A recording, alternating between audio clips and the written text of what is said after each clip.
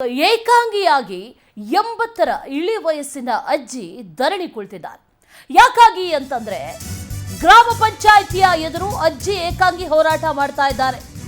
ಇವರು 40 ವರ್ಷಗಳಿಂದ ಆಸ್ತಿಗಾಗಿ ಗ್ರಾಮ ಪಂಚಾಯತ್ಗೆ ಅಲಿತಾ ಇದ್ದಾರೆ. ದಾಖಲೆಗಳೆಲ್ಲ ಸರಿಯಾಗಿದೆ, ಈ ಖಾತಾ ಮಾಡಿಕೊಡಿ ಅಂತ ಬೇಡಿಕೆಯನ್ನು ಇಟ್ಟಿದ್ದಾರೆ. ಅವ್ರ ಕೆಲಸ ಆಗಿಲ್ಲ. 40 ವರ್ಷಗಳಿಂದ ಆಸ್ತಿಗಾಗಿ ಗ್ರಾಮ ಪಂಚಾಯತ್ಗೆ ಅಲೆದಾಡುವಂತ ಪರಿಸ್ಥಿತಿ. ಹಾಗಾಗಿ ಏಕಾಂಗಿಯಾಗಿ ಧರಣಿ ಕೂತಿದ್ದಾರೆ. ಕೆಲಸ ಆಗೋವರೆಗೂ ಧರಣಿ ಅಂತ ಅಜ್ಜಿ ಪಾರ್ವತಮ್ಮ ಪಟ್ಟು ಹಿಡಿದಿದ್ದಾರೆ. ವಿಜಯನಗರ ಜಿಲ್ಲೆ ಹೂವಿನಹಡಗಲಿ ತಾಲೂಕಿನ ಹಿರೇಹಡಗಲಿ ಇಲ್ಲಿ 80 ವರ್ಷದ ಅಜ್ಜಿ ಪಾರ್ವತಮ್ಮ ಹೋರಾಟವನ್ನ ಮಾಡ್ತಾ ಇದ್ದಾರೆ. 40 ವರ್ಷದಿಂದ ಆಸ್ತಿಗಾಗಿ ಗ್ರಾಮ ಪಂಚಾಯತ್ಗೆ ಅಲೆದಾಡ್ತಾ ಇದ್ದಾರೆ. ಇನ್ನೂ ಕೂಡ ದಾಖಲೆಗಳೆಲ್ಲ ಸರಿಯಾಗೇ ಇದ್ರೂ ಕೂಡ ಈ ಖಾತಾ ಮಾಡಿಕೊಟ್ಟಿಲ್ಲ ಅನ್ನುವಂಥ ಬೇಡಿಕೆ. ಪಾಪ ಅಜ್ಜಿ ಆ ದಾಖಲೆಗಳನ್ನೆಲ್ಲ ಇಟ್ಕೊಂಡು ಓಡಾಡೋದಕ್ಕಾಗಲ್ಲ, ಹೋಗೋದಕ್ಕಾಗಲ್ಲ. ಆದರೂ 40 ವರ್ಷದಿಂದ ಓಡಾಡ್ತಾ ಇದ್ದಾರೆ, ಅಲೆದಾಡ್ತಾ ಇದ್ದಾರೆ.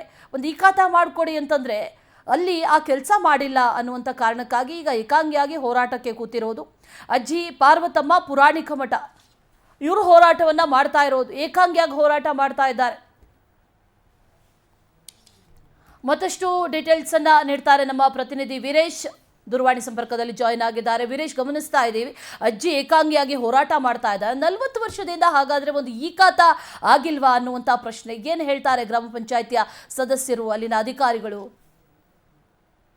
ಹೌದು ಅಶ್ವಿನಿ, ಈಗಾಗಲೇ ಸುಮಾರು 40 ವರ್ಷಗಳಿಂದ ಈ ಒಂದು ಪಾರ್ವತಮ್ಮ ಪೌರಾಣಿಕ ಎನ್ನತಕ್ಕಂತಹ ಮಹಿಳೆಯು ತನ್ನ ಹೆಸರಿನ ಮೇಲಿರತಕ್ಕಂತ ಎಲ್ಲಾ ದಾಖಲಾತಿಗಳು ಸರಿಯಾಗಿದ್ದಾಗಿಯೂ ಸಹ ಈ ಒಂದು ದಾಖಲಾತಿಗಳನ್ನು ಯಾವುದೋ ಒಂದು ಕುಂಟು ನಪ ಹೇಳುವುದರ ಮೂಲಕ ಹಾಗೂ ಸ್ಥಳೀಯ ಒಂದು ರಾಜಕೀಯ ಕೆಲ ನಾಯಕರ ಈ ಒಂದು ಪ್ರೋತ್ಸಾಹದಿಂದಾಗಿ ಈ ಒಂದು PDOಗಳು ಈ ಒಂದು ಪಾರ್ವತಮ್ಮನ ಸ್ವತ್ತನ್ನು ಪಾರ್ವತಮ್ಮ ಮಾಡಿಸಿಕೊಳ್ಳಲು ಬೇಕಾದಂತ ಅನುಕೂಲ ಮಾಡಿಕೊಡದೆ ಅನಾನುಕೂಲವನ್ನು ಉಂಟು ಮಾಡಿರತಕ್ಕಂತಹ ಘಟನೆ ವಿಜಯನಗರ ಜಿಲ್ಲೆ ಈ ಒಂದು ಹೂವಿನಹಡಗಲಿ ತಾಲೂಕಿನ ಹಿರೇಹಡಗಲಿ ಗ್ರಾಮ ಪಂಚಾಯಿತಿ ವ್ಯಾಪ್ತಿಯಲ್ಲಿ ನಡೆದಿದೆ ಅಶ್ವಿನಿ. ಇದರ ನಡುವೆ ಮುಖ್ಯವಾಗಿ ಸುಮಾರು 40 ವರ್ಷಗಳಿಂದ ಕಚೇರಿಯ ಸುತ್ತ ತಿರುಗಾಡಿ ಬೇಸರಗೊಂಡಿರ್ತಕ್ಕಂತಹ ಪಾರ್ವತಮ್ಮ ಪೌರಾಣಿಕ ಮಠ ಎನ್ನತಕ್ಕಂಥವರು ಇನ್ನು ಕೊನೆಗೆ ಮಾಡುವುದೇನಿದೆ ಎಂದು ಸುಮಾರು 80 ವರ್ಷದ ವೃದ್ಧೆ ಆಗಿದ್ರು ಸಹ ಈ ಒಂದು ಗ್ರಾಮ ಪಂಚಾಯಿತಿ ಮುಂದೆ ಧರಣಿಯನ್ನು ಕೂರುವುದರ ಮೂಲಕ ಎಲ್ಲೋ ಒಂದು ಕಡೆ ಈ ಒಂದು ಅಧಿಕಾರಿಗಳ ಈ ಒಂದು ಕೃತ್ಯ ಅಥವಾ ಅಧಿಕಾರಿಗಳ ಬೇಜವಾಬ್ದಾರಿಗೆ ಹಿಡಿದಂತಹ ಕನ್ನಡಿ ಎನ್ನುವಂತೆ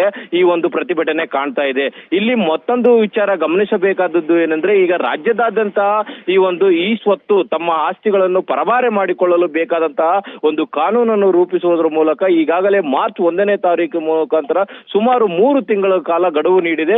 ಈ ಅವಧಿಯಲ್ಲಿ ಯಾವುದೇ ರೀತಿಯಾದಂತಹ ಆಸ್ತಿಗಳು ಸಹ ತಮ್ಮ ಹೆಸರಿನಲ್ಲಿ ತಮಗೆ ಬೇಕಾದಂತಹ ಡಾಕ್ಯುಮೆಂಟ್ ಸರಿ ಇದ್ದಾಗ ಮಾಡಿಕೊಡಲೇಬೇಕೆನ್ನುವುದೊಂದು ರಾಜ್ಯ ಸರ್ಕಾರದ ಈ ಒಂದು ಆದೇಶ ಇದ್ದಾಗಿಯೂ ಇಷ್ಟು ಮಟ್ಟಿಗೆ ಒಬ್ಬ ವೃದ್ಧೆ 80 ವರ್ಷದ ಅಜ್ಜಿಯನ್ನು ತಿರುಗಿಸ್ತಾ ಇರೋದು ನೋಡಿದ್ರೆ ಇದೊಂದು ಎಲ್ಲೋ ಒಂದು ಕಡೆ ಮನ ಕಲಕುವಂತ ದೃಶ್ಯವಾಗಿದೆ. ಇದಕ್ಕೆ ಕೂಡಲೇ ಈ ಒಂದು ಜಿಲ್ಲಾಡಳಿತ ಮತ್ತು ಸ್ಥಳೀಯ ತಾಲೂಕು ಪಂಚಾಯಿತಿಯವರು ಇದನ್ನು ಎಚ್ಚೆತ್ತುಕೊಂಡು ಸಂಬಂಧಪಟ್ಟ PDOಗಳ ಗಮನಕ್ಕೆ ತಂದು ಆದಷ್ಟು ಬೇಗ ಆ ಒಂದು ಸ್ವತ್ತಿನ ವಿಚಾರದಲ್ಲಿ ಸಂಪೂರ್ಣವಾಗಿ ಈ ಒಂದು ಮಾಹಿತಿಯನ್ನು ಕಲೆ ಹಾಕಿ ಪಾರ್ವತಮ್ಮ ಅವರಿಗೆ ನ್ಯಾಯ ಒದಗಿಸಬೇಕು ಎನ್ನುವುದು ಸಾರ್ವಜನಿಕರ ಒಲವಾಗಿದೆ Ashwini. Okay Veeresh, thank you ಡೀಟೇಲ್ಸ್ಗೆ.